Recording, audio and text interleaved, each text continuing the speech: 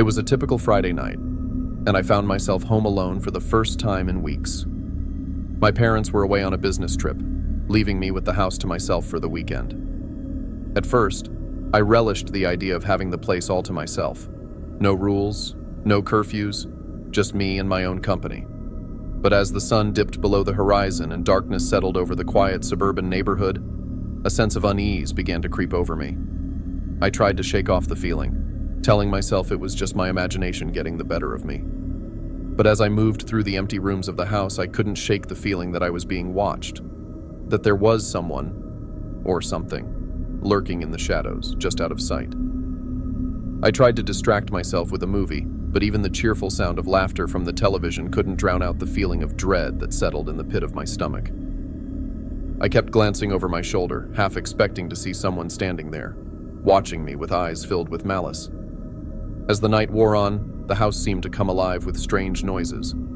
A creaking floorboard here, a soft whisper there. I tried to convince myself it was just the house settling, but each noise sent a chill down my spine, raising the hairs on the back of my neck. With a sense of growing unease, I decided to call it a night and head to bed. But as I climbed under the covers and closed my eyes, the feeling of being watched only intensified. Every creak of the floorboards, every gust of wind rattling the windows seemed to echo through the empty house, keeping me on edge and unable to sleep. I tossed and turned for what felt like hours, my heart pounding in my chest as the darkness pressed in around me. And then, just as I was on the verge of drifting off, I heard it, a soft scratching sound coming from the hallway outside my room. My blood ran cold as I listened, the sound growing louder and more insistent with each passing moment.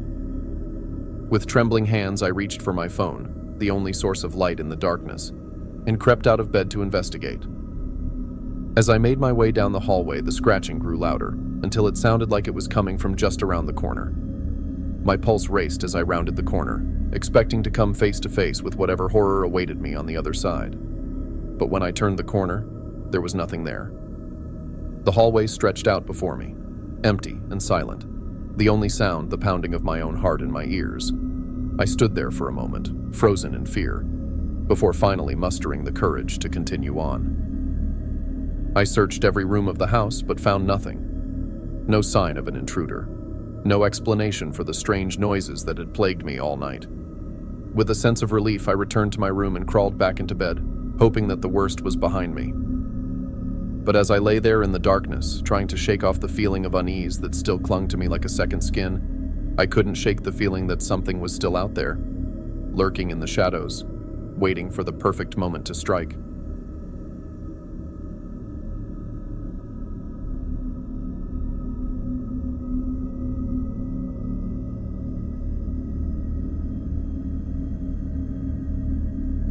Being home alone was nothing new to me. With both of my parents working late shifts, it was a regular occurrence. But this night felt different. As darkness descended outside, an eerie sense of solitude settled over the house, and I found myself on edge. I tried to distract myself with mundane tasks, but the silence seemed to amplify the slightest noise. Every creak of the floorboards, every rustle of the wind outside, sent a shiver down my spine. I couldn't shake the feeling that I was being watched. As the hours passed, my unease grew. I double-checked that all the doors and windows were locked, but it offered little comfort. I couldn't shake the feeling that someone, or something, was lurking just beyond the safety of the walls. I decided to settle in for the night, hoping that sleep would offer me some respite from my growing paranoia. But just as I was beginning to drift off, I heard it, a faint scraping sound coming from downstairs. My heart pounded in my chest as I lay frozen in bed, straining to listen. The scraping grew louder, more insistent, until it sounded like someone, or something, was trying to force their way into the house. With trembling hands, I reached for my phone, my fingers fumbling as I dialed 911. I whispered my address into the phone, my voice barely audible over the pounding of my heart. As I waited for help to arrive, I could hear the intruder moving through the house, their footsteps echoing through the empty rooms. I knew I had to stay calm, to keep quiet until help arrived. But as the minutes ticked by, the fear threatened to overwhelm me. Finally, the sound of sirens pierced the silence, and relief washed over me like a wave. I stayed hidden in my room until I heard the police enter the house, their voices a welcome sound in the darkness.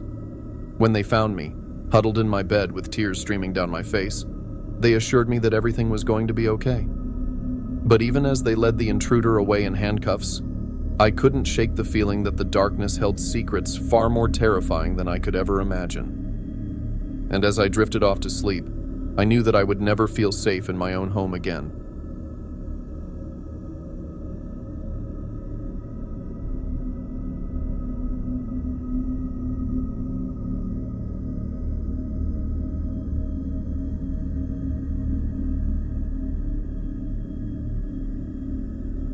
Being home alone was nothing out of the ordinary for me. My parents often worked late, leaving me to fend for myself in our small suburban house.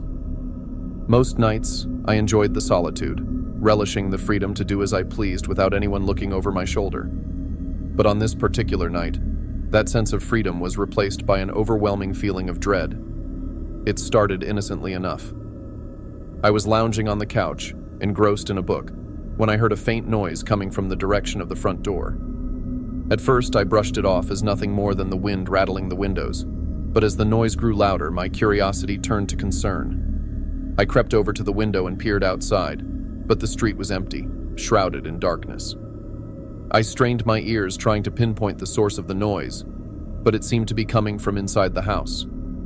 With a sinking feeling in the pit of my stomach, I tiptoed over to the front door and pressed my ear against it, listening intently. There it was again.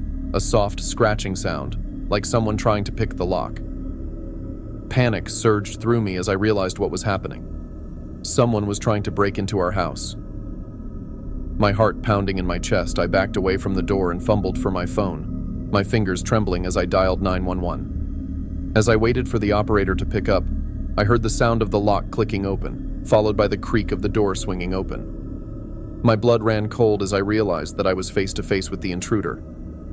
I ducked behind the nearest piece of furniture, my heart hammering in my chest as I listened to the intruder moving through the house. Every sound sent a jolt of fear racing through me, my mind racing with thoughts of what they might do if they found me. But I refused to give up without a fight. With a surge of adrenaline, I sprang into action, scanning the room for anything I could use as a weapon. My eyes landed on a heavy vase sitting on the coffee table, and I snatched it up, holding it tightly in my trembling hands. As the intruder drew closer, I braced myself for the inevitable confrontation. But just as they rounded the corner, I launched myself at them, swinging the vase with all the strength I could muster. The vase connected with a sickening thud, and the intruder stumbled backward with a cry of pain. Taking advantage of their momentary confusion, I bolted for the front door, my heart pounding in my chest as I raced into the safety of the night. I didn't stop running until I reached the neighbor's house, where I collapsed on the doorstep, gasping for breath. The police arrived moments later, their sirens wailing in the darkness. As they led the intruder away in handcuffs, I couldn't help but feel a sense of relief wash over me. I had survived the break-in, but the memory of that night would haunt me forever.